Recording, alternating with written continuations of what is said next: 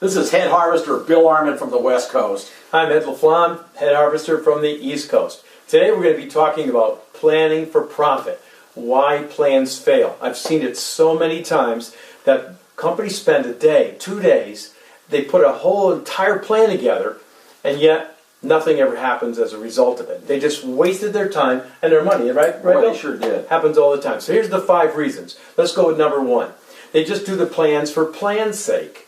In other words, they don't have any real purpose. They don't create an action items after. They have nobody assigned to it, you see? So that just doesn't make any sense, does it? What happens to those plans, Harvester? Oh, you know what happens to those? They get dusty on the shelf, like this one. Just like this one right here, the dusty plan. Yeah. They just sit there on the shelf and they don't do anything, right? And you know what else, too? The people in the company get very frustrated as a result because they know they spent all that time, and then when you talk about planning again, nobody wants to do it because they said it was just a waste of time. So that was that one.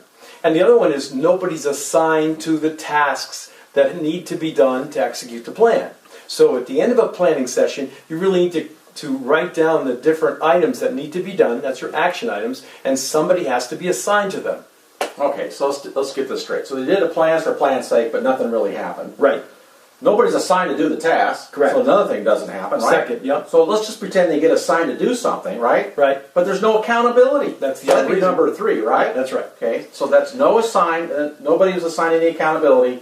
They're assigned to it, but nobody's really paying attention. Absolutely. All right. Never get done. Let's talk about another one. Goals were not realistic. They set these big monster goals. We all like to think big, right? Those BHAGs, big, hairy, audacious goals are all over the place, right? Right. But they just weren't realistic. You know, so they need to be calibrated. They need to be stretch goals, but they need to be attainable. Right. Okay, Right. so goals were not realistic. And one of the things sometimes when they create these goals, there's nobody to do it in the company. But they create them anyway, and they want everybody to do it, but there's nobody there. If that happens, it's not going to happen. Yeah. The last one we want to share with you is leadership did not commit enough needed resources. Yeah. So leadership says they're buying in. Let's do the plan. Right. Let's get it going here.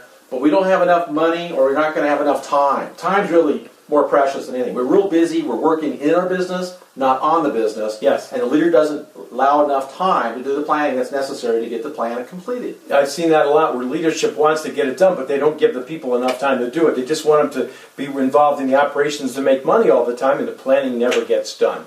So there you have it, the 5 different reasons why plans fail. Don't let them happen in your company. If you're going to spend the time and resources to put that together and create a plan, then make sure you don't make those mistakes, okay? This is Ed LaFlamme, Head Harvester from the East Coast. And this is Head Harvester Bill Arman from the West Coast. Now go out there and harvest your potential with a great plan.